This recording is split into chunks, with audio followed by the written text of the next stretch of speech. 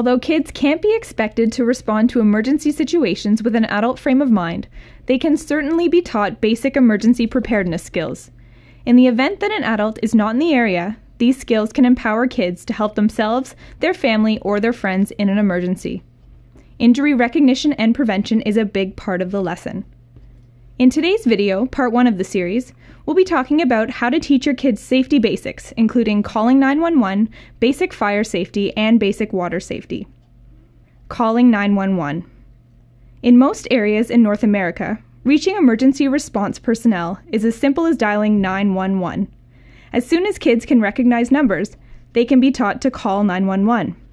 Discuss scenarios where you would call for help and scenarios where you wouldn't call for help. Fires, serious medical concerns, and robberies are all great examples of reasons why they would want to call. Ensure to emphasize the fact that 911 is not a toy. Make it a game. Provide simple scenarios and quiz your child on whether or not they would call given the scenario. For example, would you call 911 if mommy falls down and won't wake up? For kids who can read, have resources available specifically designed for them.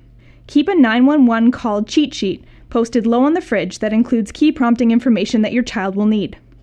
Download your free emergency call cheat sheet at www.onsitefirstaid.ca/resources under the Quick Reference Guides heading. Other important considerations for educating your kids on calling 911 include making sure that older kids, who may be carrying cell phones with them, know how to call for emergency response from their cell phone. Additionally, teach kids to know the address when visiting a friend or relative in the event of an emergency. Basic fire safety. Stop, drop, and roll is simple and easy to remember, so teach it to your kids early. Remember that if they had to stop, drop, and roll outside, it works better on grass versus a hard surface like concrete. Indoors, it's safer to stop, drop, and roll on a hard surface versus carpet where there is a risk of spreading the fire. Have kids practice both indoors and out so it becomes second nature if they ever needed to use it. If you don't already have a family fire evacuation plan, now is the time to create one. Take a strategic look at your home and all of the available exits. Determine at least 2 designated exits from each room in your home.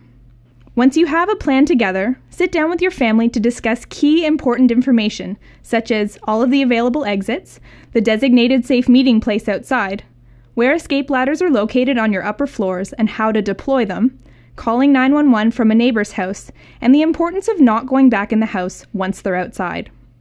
Have a practice fire drill to execute your plan, including practicing crawling through imaginary smoke. Hit the test button on your smoke detectors to ensure kids know what they sound like. Turn it into a race, where you set a goal time as a family and try to beat your previous record every time you practice. Review and practice your plan at least every 6 months. Basic water safety. Water safety is such an important topic because even a small pool of water, including the bathtub, can lead to a tragic situation. In Ontario, in 2010, 13 children under the age of 5 drowned, which was more than the 2 previous years combined. Close parent supervision around water is one of the best defenses against drowning, and children should be taught never to be around pools of water unless they are with an adult. If you have a pool at home, by law, there needs to be a 4-sided enclosed fence surrounding the entire pool with a lock on it to make sure little ones don't wander in unattended. Additionally, life jackets should be worn in pools and open water, again with close supervision of parents who are actually in the water with the child. Too often have I seen parents who treat life jackets like their own personal lifeguards. If your child is wearing a life jacket, you must be within arm's reach at all times. A great way to teach your child water safety is through storybooks. A Treasure at Sea for a Dragon and Me, Water Safety for Kids and Dragons, published by Kids Can Press, is a great read for toddlers. Keeping all of your safety lessons lighthearted and downplaying the sense of urgency of an impending situation will help your child learn important lessons without undue stress or worry.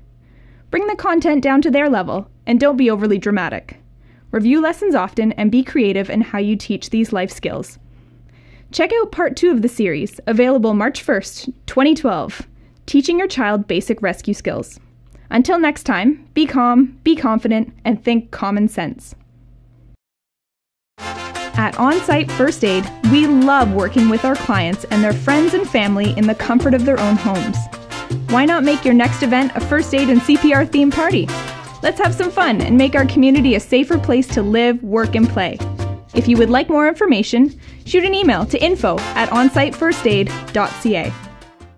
Head on over to www.onsitefirstaid.ca to visit our newly revamped website.